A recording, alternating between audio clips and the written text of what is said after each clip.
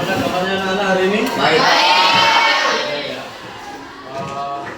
Ada yang tak hadir? Siapa?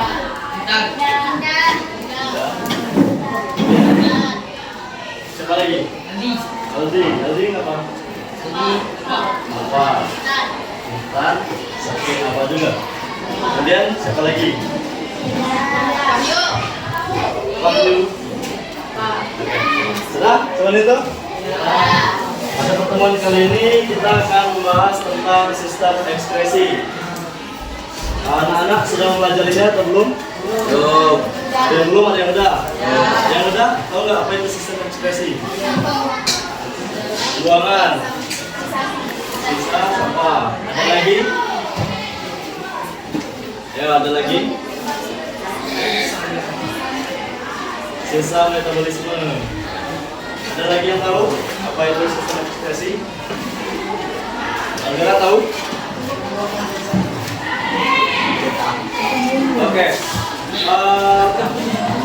Kita sehari-hari pasti menghasilkan sampah berupa sampah plastik dan lain sebagainya ya. Nah, seperti itu juga seperti tubuh kita. Tubuh kita dapat menghasilkan sampah. Sampah ini yang disebut dengan zat sisa metabolisme. Nah, apa saja sih sampah yang dikeluarkan atau yang diproduksi oleh tubuh kita? Pertama ada keringat. Keringat diproduksi dan dikeluarkan oleh kulit. Kemudian urin.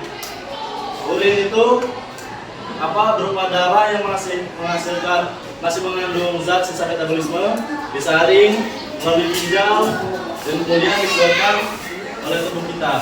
Organ-organ ekspresi itu apa saja? Ginjal, paru-paru, hati, ya liver, hati, ya kulit, ya. Jadi organ sistem ekspresi itu ada 4 ya, yang sudah kita sebutkan tadi. Oke, organ ekspresi yang pertama yang akan kita pelajari yaitu tentang ginjal. Nah, bisa kalian lihat ginjal ini bagian-bagiannya ada 3. Yang pertama ada korteks, kemudian ada medula, dan juga ada pelvis ginjal. Terlihat, yang belakang terlihat? Ya. Oke. Kita lanjut ya. Nah, di dalam korteks dan sebagian masuk ke medula itu terdapat jutaan nefron. Nah, apa sih nefron itu? Ada yang tahu apa itu nefron? Ayo, yang sudah belajar tahu apa itu nefron? Ya, Selvi? Adalah unit struktural dan fungsional terkecil di ginjal. Oke, benar ya. Beri aplaus dulu untuk Selvi. Jadi, nefron ini terdiri dari yang pertama ada glomerulus, kemudian kapsula Bowman, lanjut lagi ini longitudinal, kemudian masuk ke tubulus contortus proximal atau bisa disingkat menjadi TKP. Kemudian ada tubulus contortus distal atau TKD. Kemudian masuk ke ductus collectivus dan dikeluarkan. Ya, masuk ke pelvis ginjal. Nah, urin yang masih mengandung zat metabolisme itu akan disaring di glomerulus. Itu namanya filtrasi. Nah, zat-zat seperti air, gula, dan garam itu masih dapat lewat di glomerulus dan yang ditampung di kapsula Bowman. Nah, hasil filtrasi ini kita sebut dengan urin primer. Ya, paham sampai sini? Urin apa tadi? Urin primer. Oke, kemudian urin primer masuk ke tubulus contortus proximal. Menyerapkan ada yang namanya reabsorpsi atau penyerapan zat-zat kembali. Zat-zat seperti air, glukosa, dan juga garam yang masih dibutuhkan oleh tubuh itu akan diserap kembali. Dan hasil dari reabsorpsi ini disebut dengan urin sekunder. Paham? Nah, kemudian urin sekunder masuk ke tubulus contortus distal. Di sini terjadi yang namanya augmentasi. Jadi zat-zat seperti urea, zat-zat kimia berbahaya yang ada dalam tubuh itu akan dimasukkan juga atau dikeluarkan nanti melalui urin. Setelah ini augmentasi itu terjadi yang dikeluarkan oleh proses fermentasi itu urin sebenarnya. Nah, urin sebenarnya ini kemudian masuk ke pelvis ginjal. Nah, dari pelvis ginjal yang sini, kemudian melewati ureter. Saluran ini namanya ureter, ya, namanya ureter. Kemudian masuk ke kandung kemih dan akan ditampung sementara di kandung kemih. Urin tadi. Nah, ketika kandung kemih sudah penuh, maka akan dikeluarkan melalui namanya uretra dan dikeluarkan oleh tubuh. Paham sampai sini? Kita lanjut ya. Organ apa sistem ekskresi kedua yaitu kulit. Kulit ini ada 3 lapisan atau 3 bagian.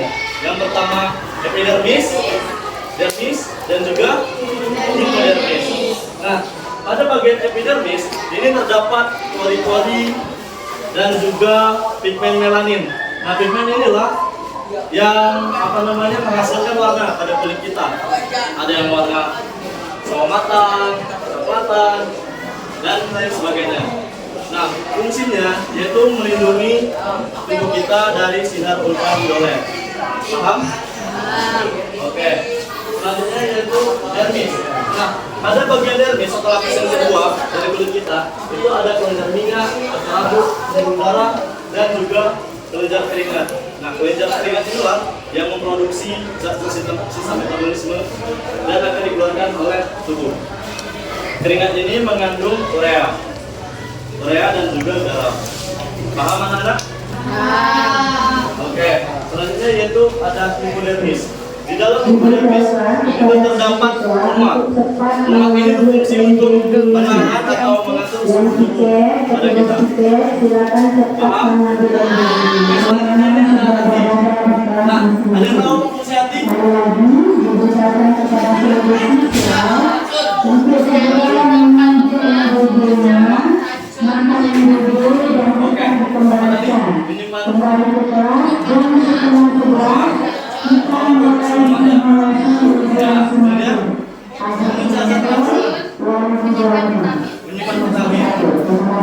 Benar ya. Dan juga di hati itu ada yang namanya saluran empedu dan juga kantong empedu. Jadi racun yang dipecahkan dari hati di dalam hati itu akan diubah menjadi yang namanya cairan empedu. Tahu semuanya cairan empedu? Tahu. Oke. Organ ekskresi yang selanjutnya itu ada paru-paru. Sebelumnya kita sudah mempelajari tentang organ-organ pernapasan. Nah, paru-paru selain menjadi organ pernapasan, dia juga termasuk ke dalam organ ekskresi pada manusia. Mengapa demikian? Karena pada saat kita mengeluarkan nafas atau menghembuskan nafas, itu ada zat sisa berupa karbon dioksida. Ya, kan kita menghirup oksigen. Oksigen yang kita hirup bertukar oleh karbon dioksida dan akan dikeluarkan oleh tubuh. Ya. Nah, karbon dioksida itu dia terjadi pertukarannya itu di alveolus. Alveolus ini bentuknya seperti anggur. Nah, jadi kalau alveolus kita sehat itu bisa mengkonsumsi anggur. Itu bagus untuk alveolus. Nah, karbon dioksida dari alveolus kemudian lewati bronkus, melewati trakea dan keluar melalui hidung. Nah, oke, sudah selesai. Bagaimana anak-anak sampai sini ada pertanyaan? Tidak ada? Jika tidak ada, silakan bagi kelompok. Duduk sesuai kelompok yang sudah. Baik kelompok semua? Di sini Pak bagikan dulu ya ke PD-nya.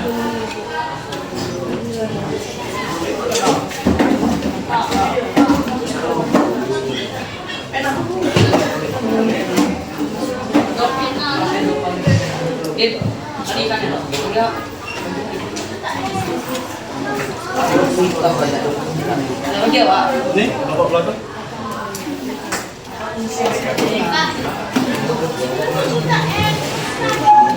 Sudah semua? Sudah dapat? Ya, oke. Di sini coba kalian buka dulu KPD-nya. Kalian buka dulu KPD-nya. Di sini yang pertama ada uji Benedik. Uji Benedik.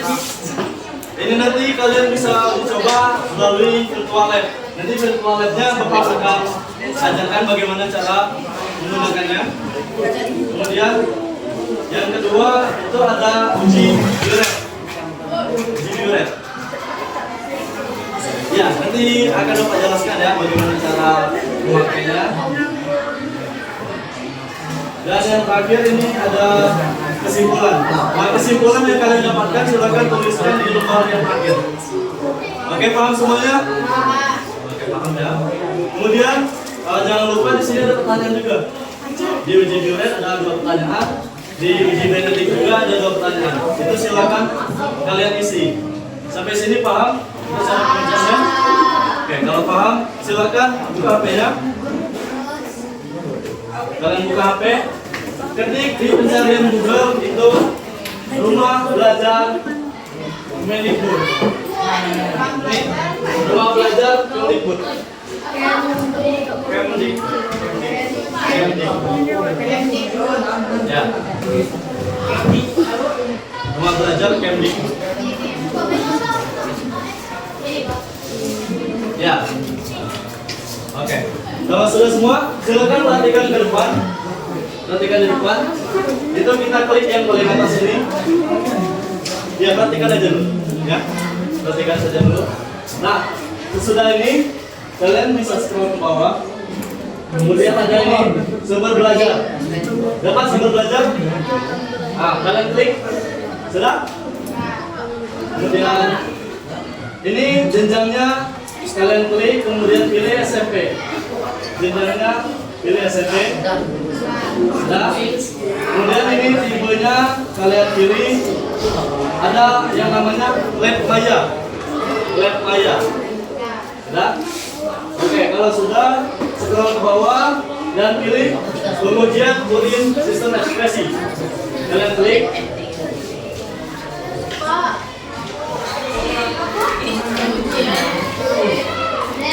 Sudah? Kalau sudah, karena kalian mengerjakan di HP, itu silakan kalian klik yang ini, unduh konten. Unduh konten. Bisa semua? Sudah? Ya. Kalian silakan mulai. Di play. Play dulu. Nah, ini kan ada 2 nih. Ada praktikum glukosa dan juga praktikum protein. Ya, ada 2 kan? Kalian pilih, misal kalian mau yang praktikum glukosa dulu. Itu tadi kan ada uji benedik dan biuret kan. Nah, yang pertama praktikum glukosa. Nah, ini kan ada bahan-bahan yang akan kita pakai dan alat-alat yang kita pakai. Ini kalian susun dulu. Misal ini tabung reaksi kita letakkan di tabung reaksi. Kemudian statis kita letakkan di statis.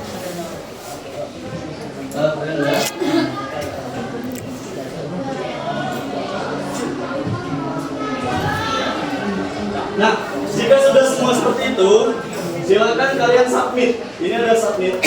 Kalian klik submit. Kita continue. Nah, di sini kan ada 3 percobaan seperti yang ada di LKPD. Ya kan? Ada 3 percobaan. Kalian silakan uji. Yang pertama misal kita yang tipe A. Nah, kita lakukan sesuai perintah. Perintahnya apa? Letakkan pipet berisi benedik ke atas tabung reaksi. Berarti ini kan uji yang pertama itu uji benedik. Silakan kalian isi di bagian uji benedik. Ini tabung pipet tetesnya kita letakkan di atas. Jika sudah kita letakkan atas, di sini ada tombol panah. Kalian klik. Kita continue. Nah, selanjutnya kita disuruh masukkan larutan benedik ke dalam urin. Kalian klik aja di bagian pipet tetesnya. Nah, otomatis cairannya masuk ke dalam tabung reaksi. Jika sudah, kalian klik lagi tombol panahnya. Ini kita disuruh menambahkan spiritus. Kita ada, nampak kan ini? Nampak? Ya, itu kalian klik dan kalian nyalakan. Nah, apinya sudah nyala. Apinya sudah nyala. Nah, jika sudah, kalau kalian melakukannya secara langsung, itu kita tunggu dulu selama 2 menit. Paham semua? kalau kita melakukan secara langsung itu kita tunggu dulu selama 2 menit atau 5 menit. Nah, karena kita melalui virtual lab, kita bisa langsung klik lanjutkan. Ini, klik tombol panelnya lagi. Nah, jadinya di sini ada kesimpulannya. Karena ini tipe A yang pertama, uji coba pertama, ini dia urinnya tidak berubah warna. Jika urin tidak berubah warna, menandakan urin tidak mengandung glukosa. Paham semua? Nah, itu kalian isi di bagian uji Benedik. Paham? Oke. Silakan kalian kerjakan.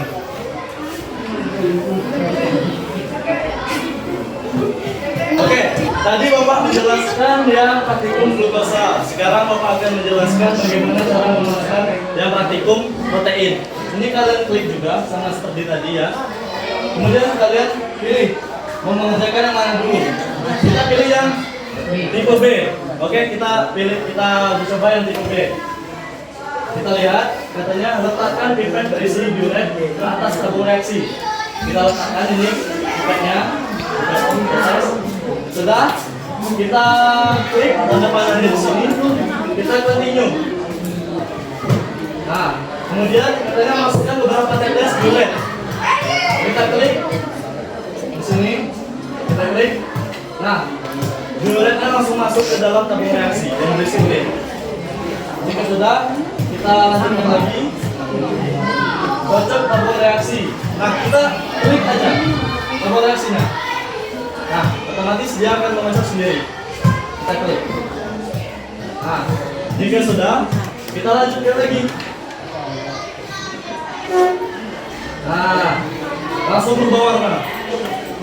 Tandanya, urin yang berubah warna menjadi ungu menandakan ada kandungan protein. Jika di dalam urin kita mengandung protein, tandanya kita terkena penyakit autoimun. Paham sampai sini? Paham. Oke, silakan lanjutkan kerjakan. Yang ini kan uji juga. Yang ini kan uji juga.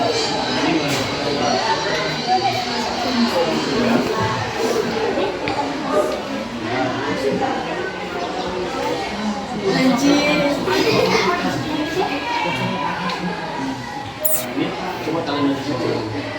Tidak apa-apa. Yang kelompok ini aman? Bisa. Oke, bagaimana sudah semua? Oke, silakan Bapak yang sudah boleh maju ke depan. Fotonya sudah? Langsung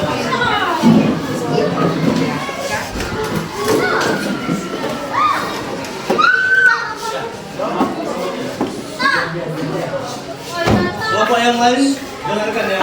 Bisa lagi mengerjakan dengarkan dulu. Oke, Kak.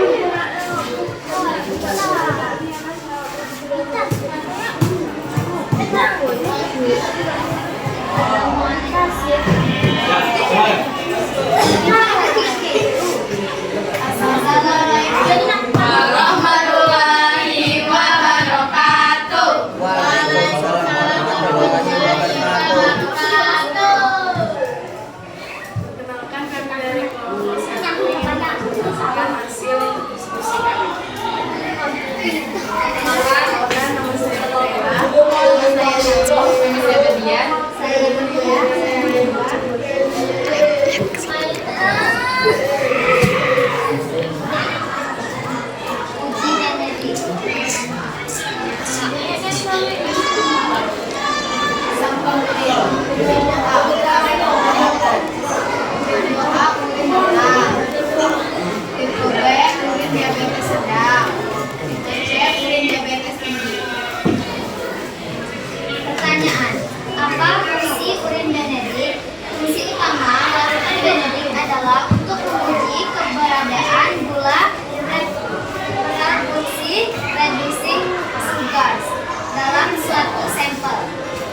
tadi kita sudah melakukan uji coba virtual lab yang menggunakan di Kemendikbud.